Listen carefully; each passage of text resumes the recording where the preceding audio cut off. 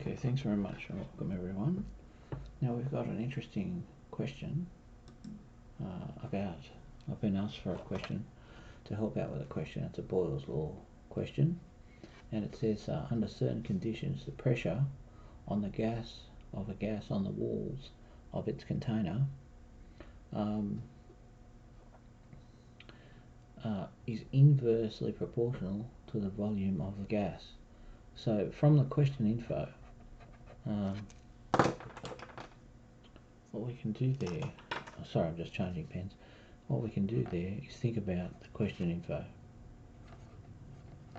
So that first opening statement on the Boyle's Law question tells us that according to Boyle's Law, under certain conditions, the pressure P of a gas on the walls of its container is inversely proportional to the volume of the gas.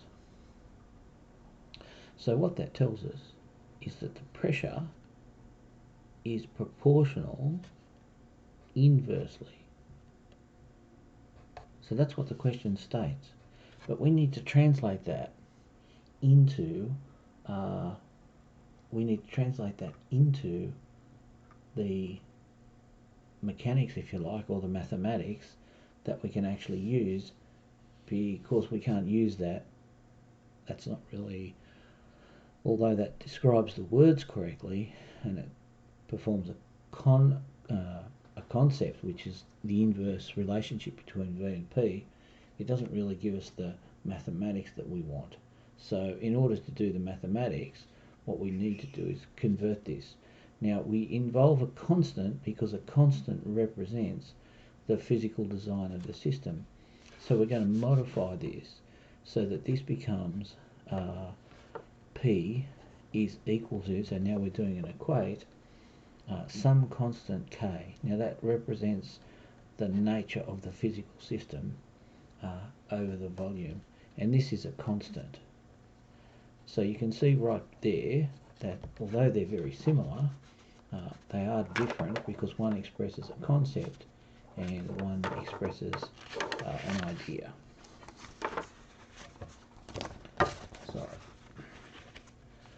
So I've just got my little pointer in the way there. Got so many gadgets for this, but anyway, that's a tablet that I'll be using later on tomorrow, I think. Now we're also told in the particular case the volume of the gas is 10 litres and is increasing at a rate.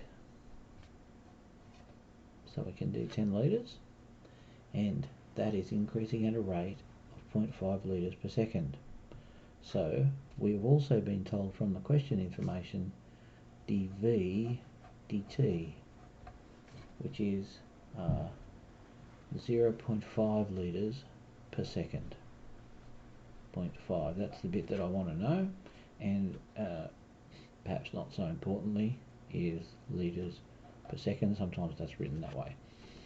So dV dt is 0.5, and not really worried about that, only to say that it's litres per second.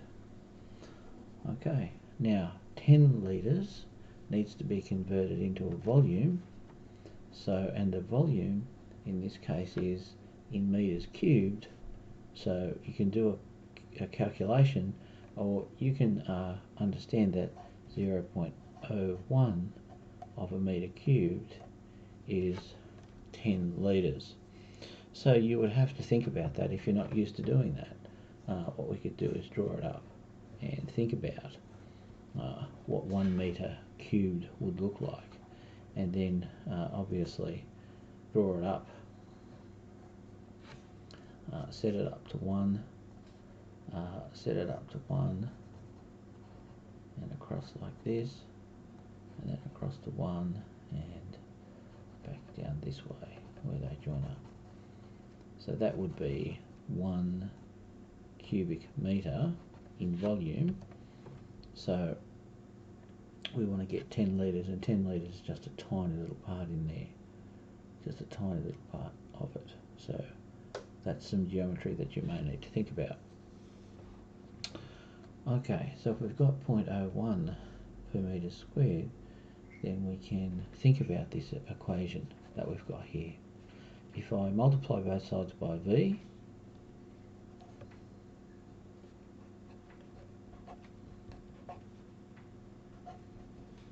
this is one indescribed, so they'll cancel, and so we're left there with K is equal to volume times pressure. So there's a couple of important points that we've got there. Okay.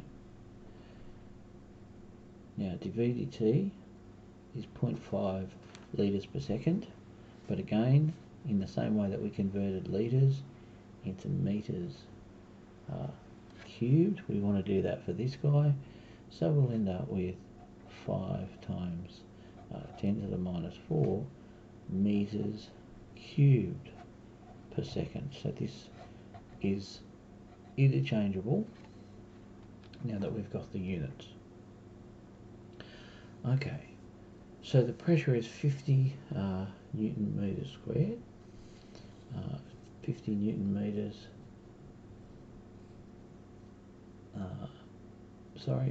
50 newtons per metre squared. So 50 newtons per metre squared. Find the rate of change of the pressure of the gas at that moment. So when the pressure gets to 50 Newton meters, find the rate of change of pressure. So the rate of change of pressure, well, we need to derive a K. If you like, we want to ask what's the value of K, and we've done a little equation here, but we want to know what it is at 50. Okay, K at 50 Newton meters squared. I'll just put that out so that we kind of know, because that's going to be the determining factor. This K's got to be incorporated in the equation. So in that case, we just work that out as 50 times 0.01. So there's our 50 as stated in the question, and that's our pressure and our volume. So that's our volume, and our pressure was stated in the question as 50.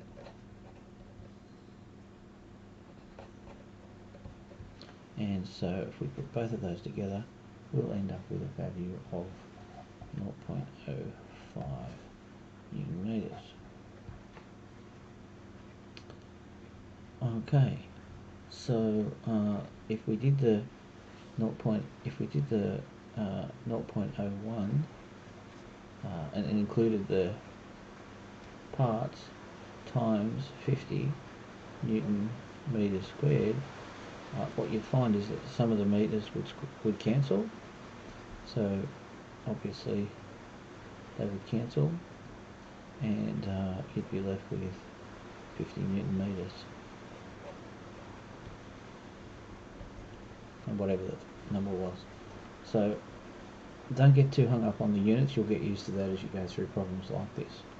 Alright, so the next big challenge to this type of problem is the use of the chain rule. So what will be given? What's the question asking for? Find the rate of change of the pressure of the gas at that moment. So pressure of the gas at that moment, pressure of the gas at that moment, of the gas at that moment. What does that mean? How do we equationify that? Pressure of the gas at that moment. So we're talking about a rate, and so we know we're going to have a d something d something, a d something d something. Now what are the somethings? Okay, so the pressure, the rate of change of pressure of the gas at that moment. So I think we've got a dt, and I think we've got a dp, a pressure. So that's what the question is actually asking. Now look at all of the work that we had to do to draw out the equation that we're going to actually solve. Okay. Now interestingly, we have dv dt in both its forms. There it is. So we want dp dt. This is the chain rule now. We want dp dt. So we're still going to have dp dt. What have we got to go through to get dp dt? Well, we've got one of them, we've got dV/dt. So I think if we put dV/dt there, I think that's a great place. So all we've got to get through the chain is we need to have a dP/dV. So this was given in the question, so this product is going to be straightforward, and the dP/dV that we're looking for, where do we get that one from? Well, we have to differentiate our equation, dP/dV.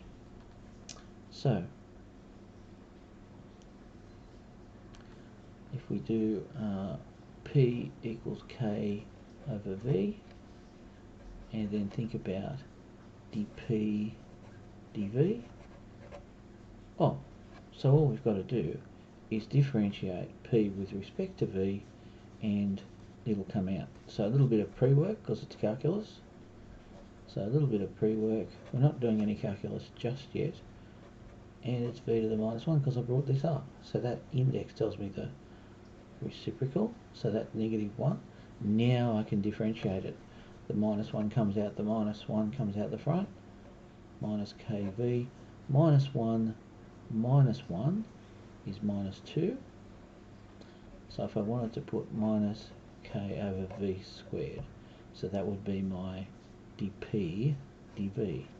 So a little bit of pre-work before we go and put that all together. So you can leave it in this form, or you can put it in there. So we've got the two components. We've got dP/dV, which we just worked out from our original equation, which we included in the constant. And so we've got minus kv to the minus 2. I'm just using this form for convenience sake, times dV/dP, which we worked out as minus 0.05,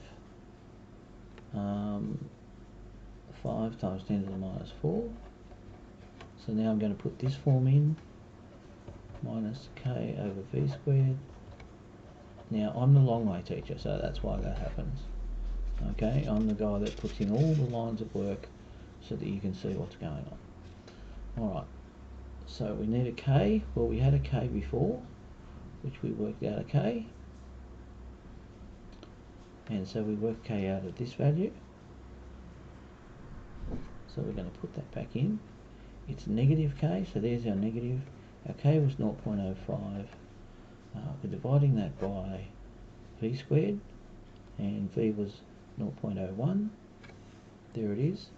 So v is 0.01 all squared. You have to put the brackets in, and we're going to multiply that by 5 times 10 to the minus 4. So all of that goes into our calculator, and we get minus 2.5 Newton per metre squared per second. Now, the purists won't love me doing that, so I'm just going to do it this way to satisfy their souls. That's how they want you to see that. But that represents the rate of change of pressure at the value of 50. So it's a lot of work, but building up your chain is the skill here.